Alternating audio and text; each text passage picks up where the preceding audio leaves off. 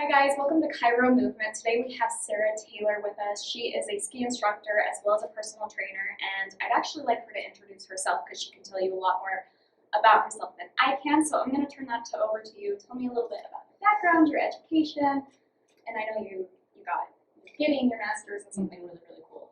Yeah, so I am a big mountain ski coach at Park City.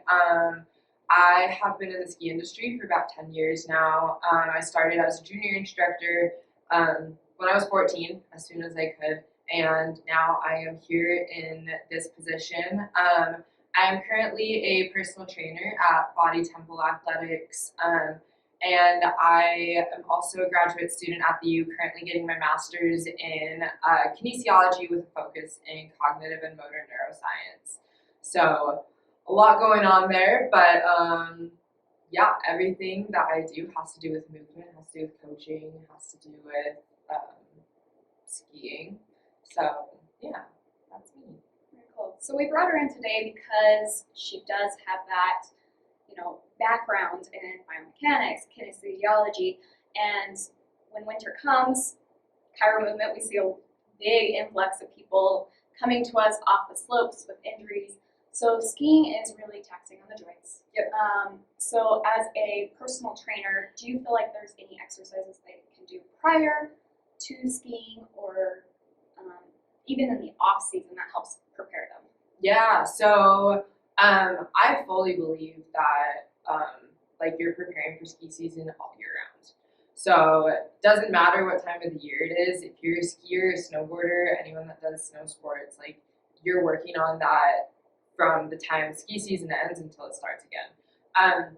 So your basic movements that everyone kind of knows, squats, lunges, Cossack squats, so side lunges, some people know those as, and a bunch of balance, proprioceptive work, agility stuff. Those are super helpful, but even more powerful movements like power cleans, kettlebell swings, deadlifts, we love to use those for our athletes as well. We want to build a full, all-around strong athlete before they do go out skiing. So even if people come to me with I want to get my lower body stronger to ski, we still implement those upper body exercises because it's not just the lower body, it's Right. also the upper body. So Right. yeah. So how does being an all-around athlete, granted you said that, you need the whole body, how does that play into being a better skier? Yeah, so I think one of the biggest things is just knowing your body. The more you know your body and the more you know how to move your body, the easier it's going to be to do a sport like skiing. Because with skiing, if you don't know what's going on around you with yourself, you're not going to have as good of a time as if you do know your body. You respond well to internal feedback, so what's kind of happening with your body, what's happening inside of you. That just makes life way easier. And yeah. So you're saying body connection? Yeah. Is a thing? Yeah. What? So get yourself down the slope? Exactly. Cool. And a lot of people, like we said before, it's hard on the joints. They usually jump on the ski lift. A lot of people don't do any preparatory movements. Yep. Do you advise people, as an instructor, to do a warm up before skiing? Yeah, so I would say it kind of depends on who you are. And everyone's warm up looks different. So the athletes that I primarily coach, our warm up is getting on the slopes, hiking up to the lift, and then at the top of the lift, sometimes doing some more dynamic movements like leg swings. Sometimes we do squats, lunges, even push-ups, and then that first lap that we take is our warm-up lap. So that's going to be a lap that's a lot easier than everything else you're skiing that day. That is my athletes that don't have a lot of issues going on, but for other people, you may have to warm up in the parking lot before you even put your ski boots on. Whether you're stretching, just loosening up your joints, even just walking around can help a lot of people warm up to get on the slopes. But the most important thing is just to not go straight into the hardest run that you want to do that day. Ease into it. Even if you are an advanced skier, there's no reason why you shouldn't be doing warm-up lap before you go out to ski the top of the mountain. Like hitting the greens, like type of thing. Yeah, hitting the greens, the blues, groomers, mogul runs are not your best friend for your warm-up lap. Yeah, it's really just to get on the mindset of this is what I'm doing today, this is how my body feels, and create that connection of, okay, this is what I can do today, and this is maybe what I should shy away from today. I love that. Actually, that's where her personal training comes into play, you know, kind of reading your body and learning when to push and when not to push.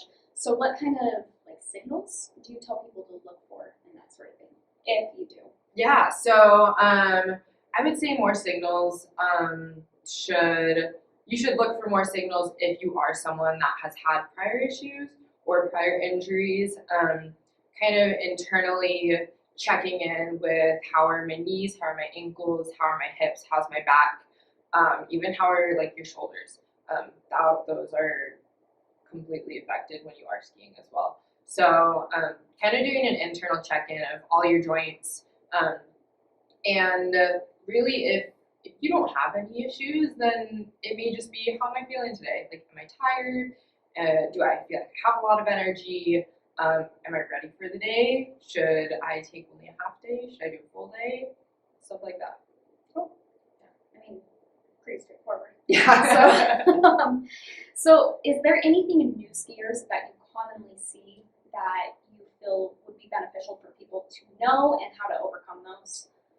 Yeah, so new skiers typically have the most trouble with kind of balance and proprioception when they do get on the skis, and also just the fact that you have this really long base of support that just slides on the snow. You're not supposed to know how to be able to move that when you first get on skis. So it's really important to take it slow, and before you even go skiing, think about your injuries, think about how you've moved in the past. Have you ever done anything in the past to create kind of that athletic build? And don't think that you can just go into it and be amazing at it, because that's not going to happen regardless of what you do. But yeah, just having the patience to learn and to move your body the way you're supposed to is probably the most important thing for beginners to know. Cool. I like that. And as far as like those really avid skiers, or even just newer skiers, if they're not used to moving their body in that way and it's above their capacity, do you see any common overuse injuries? Yeah, so I would say one of the most common overuse injuries, and it's not a specific injury in itself, but just knee pain. Knee pain and sometimes back pain and hip pain. I would say those are less common, but because of the constant flexion and extension, your knees get most of it. So that's just one thing to pay attention to at the end of the day. If you're feeling it a little bit, just like ice your knees. It's totally okay. It's nothing to be ashamed of. And pay attention to it as the season progresses. A lot of people feel those pains at the beginning of the season, but as you get your ski legs back, they kind of go away. You do get that strength back and that endurance, and you start to feel good mid to end of season. Start building that resiliency again, almost. Yep. Cool. I mean, you can tell me if this is accurate or not. This is something I've read. One of the most common injuries is an ACL injury. Yeah. Because you're going downhill, momentum's going down the slope, and then you typically you fall back, and that tibia kind of distracts forward. Is that accurate? So I would say that ACL injuries are very common when you do ski, but they mostly happen from catching an edge.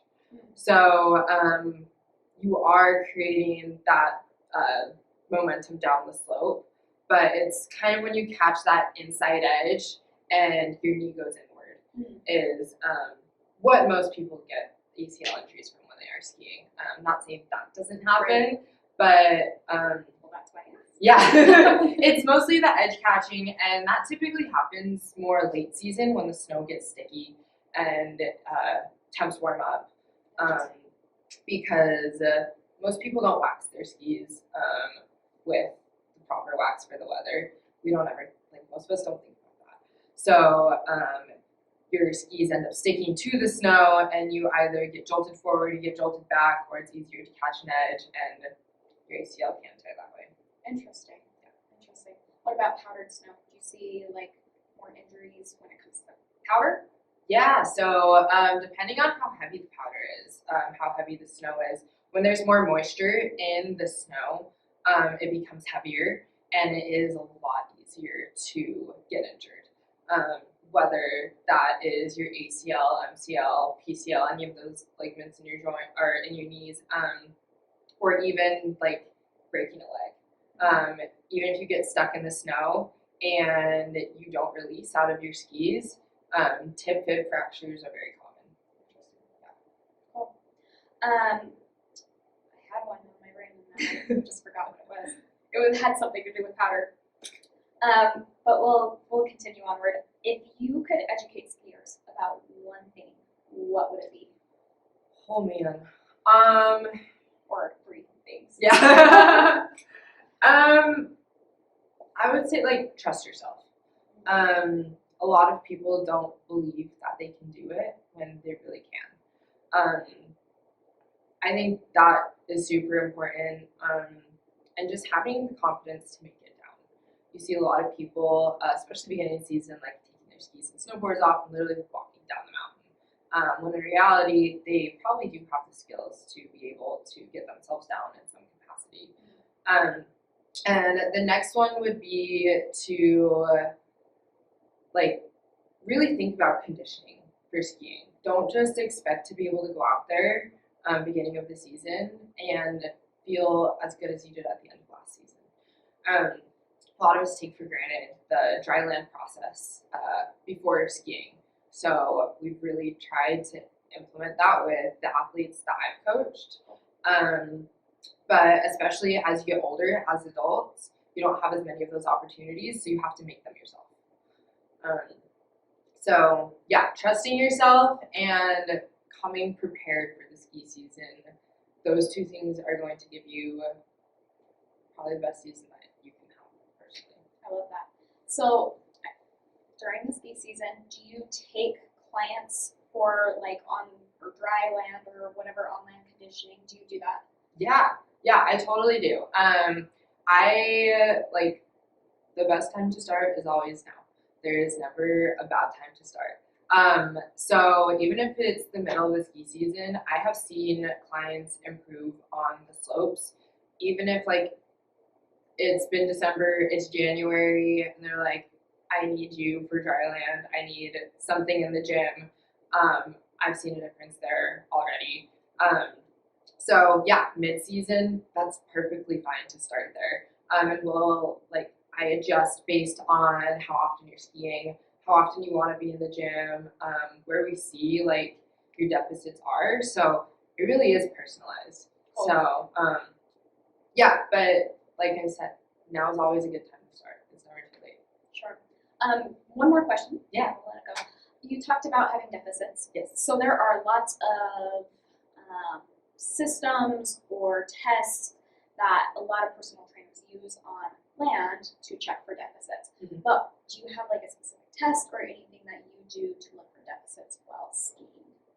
I guess this comes with years of experience. I can, at this point, I can like look at somebody and almost be able to tell immediately what is going on with them. They can make a few turns down to me, and I can be like, "Hey, we got to work on this and this and this."